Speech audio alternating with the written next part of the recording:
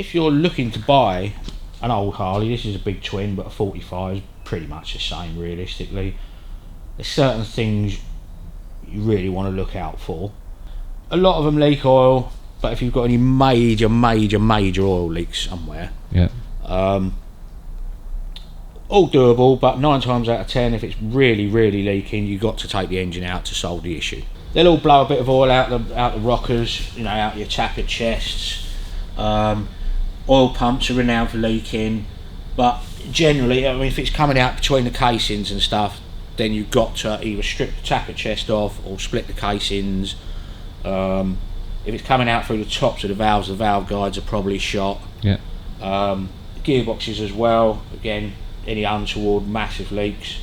If the bike runs when you're buying it, you want to listen for any major knocks in the bottom end, like crank turn and bang, a solid metallic knock.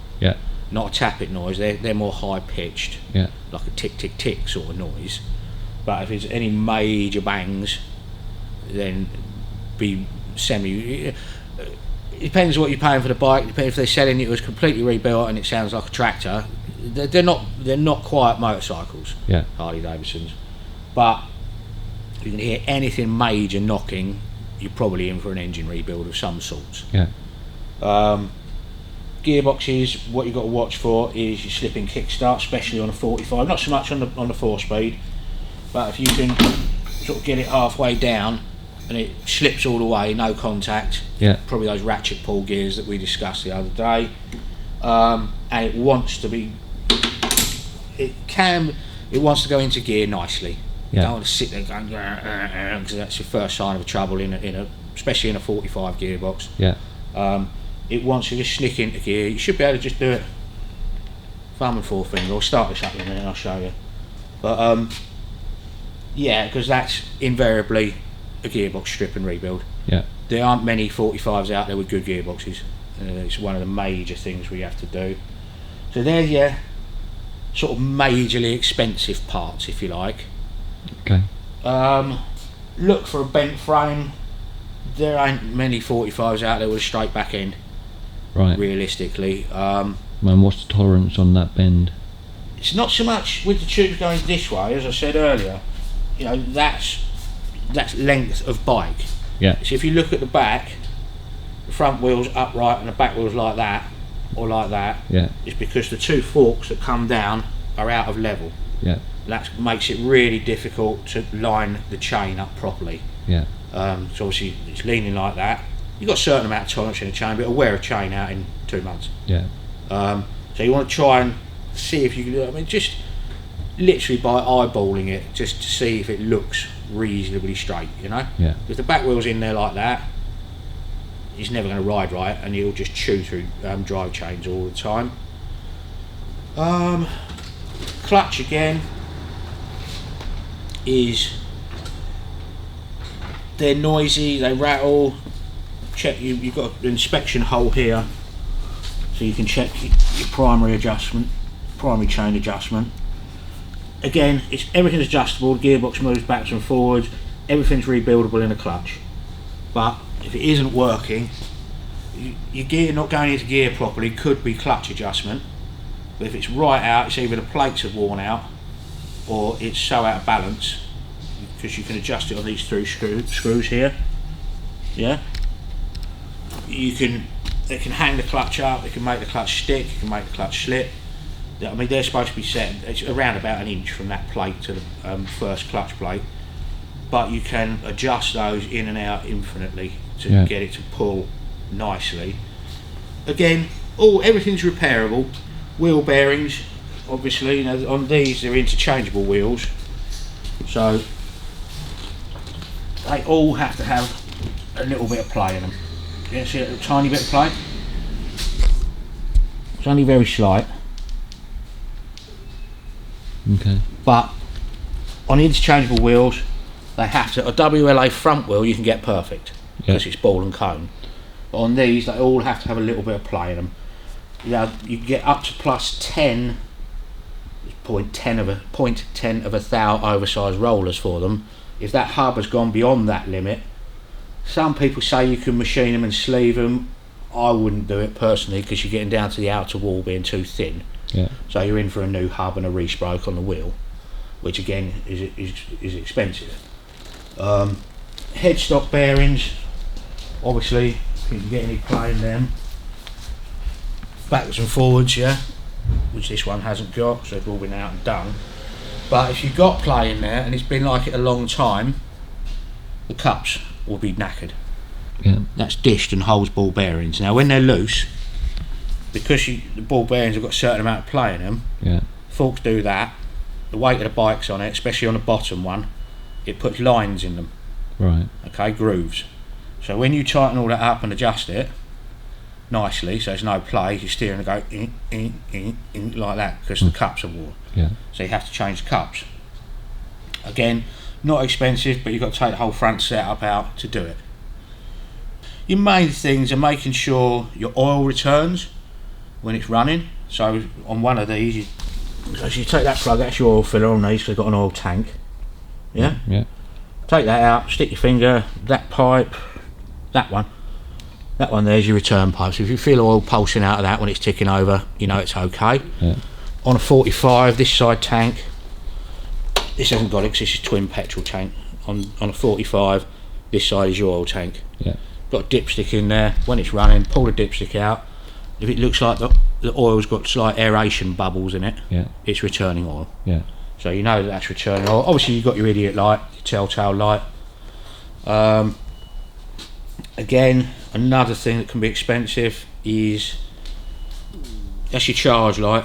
On most vehicles, red is your charge light, Yeah. as we're used to it. But on a Harley, that's your oil light, that's your charge light. If the charge light doesn't go out, rev the bike slightly, Yeah. it should go out. If it doesn't go out, click your lights on. If it goes out and then cuts back in, then it's probably a relay adjustment. Yeah. But if the generator's shot, they're expensive. It's very hard to know whether it is the generator or not, but yeah, they're expensive. So whilst everything is repairable and doable, just with time and cost to do the work, is there anything, if you go to see a bike, which is instantly walk away? I mean, I know it depends Any on how cracked much. casings, any cracked cylinder heads, cylinder blocks. Again, yeah, you can buy everything. Mm. But if you want a halfway sensible bike, you want to look for anything that's broken. You know, Yeah, that's obvious, but how do you know it's broken? visual, really, more than anything. Really? Yeah. If So you go and see a bike, and what's the first few things you go look at straight away and think, yeah, this is good or it's not? more noise. Okay. It's more noise. We'll check the frame, obviously, to see how pissed it looks. Yeah. Like I say, they all bend, because one, the age of them, they've better hard life, you know. Yeah. But it's more noises than anything else. Okay. Because if you tap it, 45s are especially noisy tappets, but half the time it's a valve guide just shot. So if it's really, really clattery, take it that you've got to do a valve job. Yeah. If it's really, really knocking somewhere, so you're a big end or a small end, so you've got to do a crank rebuild. Yeah. Gearboxes, again, if it doesn't go into gear, not a walk away, you can get a gearbox rebuild, but if it doesn't go into gear and you've really got to crunch it or something like that, It's then a cost consideration when yeah, you go. it's going to cost you money. Yeah. And it's not an easy job building a 45 box. Again, if it's got an original speedo, make sure the speedo works, because an original one of these now is probably pushing £800–900 Yeah. if you want to keep an original. Original horns, very expensive. The other thing is handlebar grips. See, that's got backwards and forwards. Yeah? You can Yeah. get rid of that by putting a shim in the end here. And now they have a pin and like a square roller block that slides in. See that groove and handlebars there? Yeah. So that groove, if they're massively worn, width-wise, yeah, you can't realistically repair them, Yeah. because you can weld them up, but then you've got to get them line bored out through on the inside to take, because the slider goes in there. Yeah. If they're excessively worn, forget it, you'll never get all the slack out of you, so you'll turn the handlebar twist grip half an inch before anything happens. Yeah. Which makes for uncomfortable riding. But you can't really repair them. It's a new set of bars. Yeah. None of it's majorly expensive, but if you buy a shitter, you've got to be expected that all of this along the way somewhere will go wrong. Yeah. If one of these is right, it should realistically, once it's primed, it should, in quotes, go first or second kick. Yeah. He says. He says, yeah, famous last words.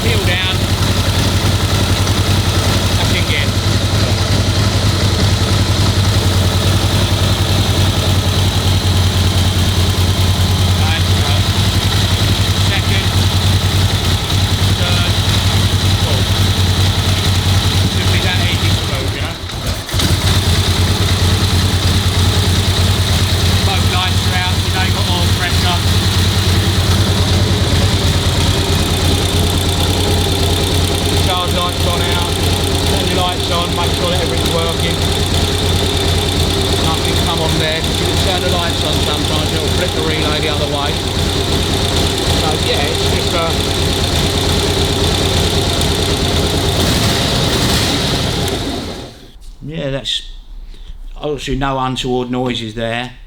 Yeah. No big knocking, banging. You always get a little bit of tapping noise. You're always going to get exhaust noise. It's more of a visual and audio kind of thing more than anything you've got to look out for. Yeah. Obviously brakes have got to work. Front brakes are useless anyway. It's hard to know. Everything's doable. That's the issue. But it's how much money it's going to end up costing you to do everything. Yeah. If you know Harleys and you can test ride it, obviously test ride it, and you'll feel anything quirky going on.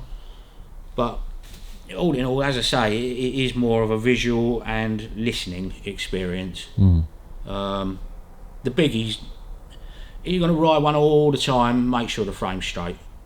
Basically, they're old tractor engines, you know what I mean? You can just, they'll go forever and ever and ever. I saw that bloke at Goodwood, he was trying to get it into gear. And he's like, got it in gear and he rode off on it. To me, that's a no-no because it's going to go bang at some point. Yeah. Well, it's always been like that, mate. yeah, it probably has. That's the point of them. Unless something actually snaps off in the gearbox, which we've had, obviously, then they'll keep going. Yeah. Until they don't. Until they don't. Yeah.